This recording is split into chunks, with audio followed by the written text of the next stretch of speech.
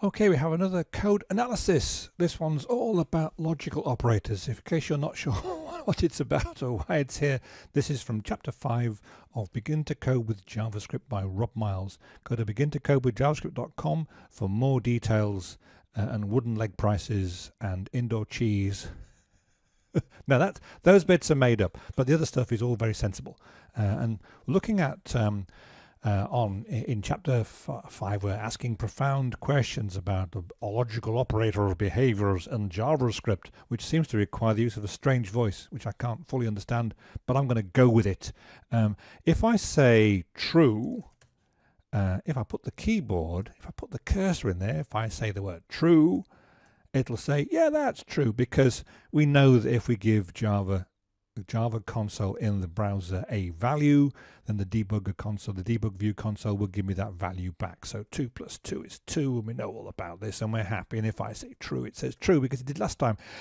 The exclamation mark, or shriek if you're American, inverts something. So if I say exclamation mark, that's not true, is false. So not true is false, and just to round this off, not false is true. So if I want to invert something, I can put an exclamation mark in front of it, and that kind of knots it. Now, the other thing we learnt in the book, you have read the book, haven't you? Not just here, not just here for the crap. Rush off, read the book, it's good. The other thing we learnt is that ampersand means and. So I can say true and true, and that will be true because the way that ampersand works is both sides are true, the result is true. But if one of those sides should dare to be false, so true and false, I get false coming back because that's right. That's right. It's what you would expect. It's what they would have wanted. And so the idea is that ampersand is an operation which is applied between two things that can be true or false, and if they are both true, then it returns a result of true. If one of them is false, then it returns false. And just for total completeness, although I think you can probably figure this out yourself, false and false gives false.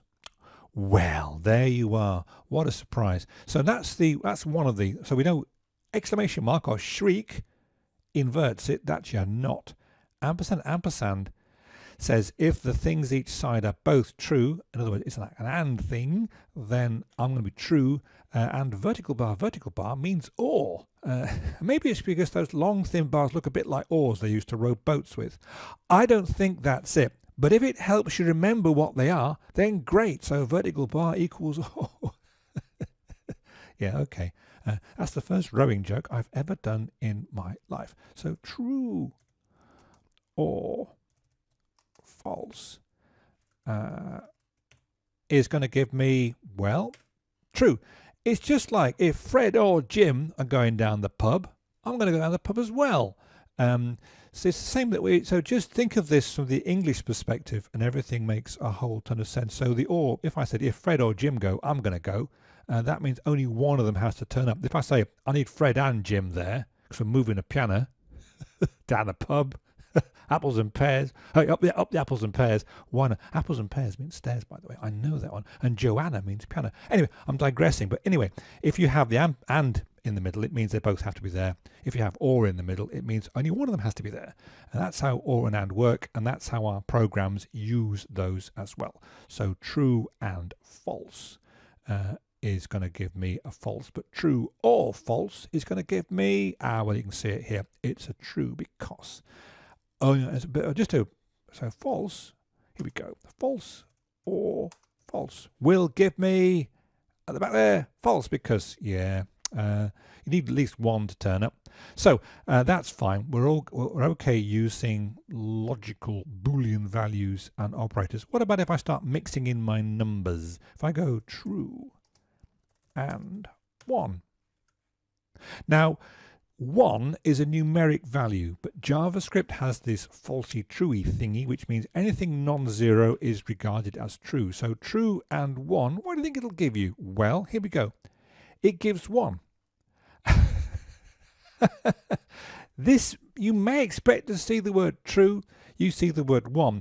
The way that it works, it gives you a kind of insight into how JavaScript does its stuff. in that when it sees an and, it goes, okay, whatever comes after the and determines whether it's true or not. If you think about it, this thing here gets me in the game. The fact there's a true there means that whatever follows that is going to be my result. So that's going to be, in this case, a 1. If I go false and 1, what am I going to get? I get the false because it says, oh, I don't need to go any further. I've seen the and, it's bound to be false because there you go. And this is kind of confusing, and I can prove it's really confusing by going 1 and true.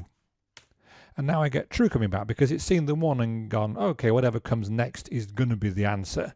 And oh, look, it's true. Here's the thing. I've shown you this. Yeah, you can do the same with or.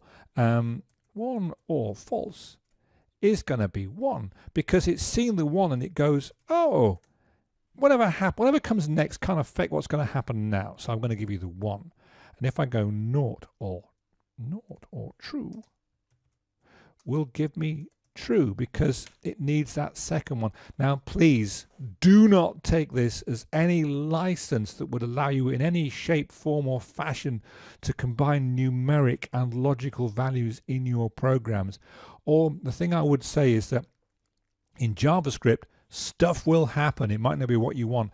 Most other programming languages, C++ and C#, for example, would not allow you to combine numbers and logical things. They would just say, okay, one of these is a cat and one of these is a dog, and you can't mix them because otherwise they'll just chase each other all around the building and hide up trees and stuff. So some languages say you can't use logical operations to combine numbers and Boolean values. JavaScript is more relaxed, it's more laissez-faire, it's more, oh, get on with it. But that can result in programs that while they run don't do what you would expect. So the bottom line is, yep, this'll do stuff, but nope, you shouldn't do it. But if you do it, it's kind of fun to know what's happening underneath, and that's really been the point of this last code code analysis. So you're going to go back to the book, older and wiser, and I'll be joining you. I'm just older, by the way. Cheers.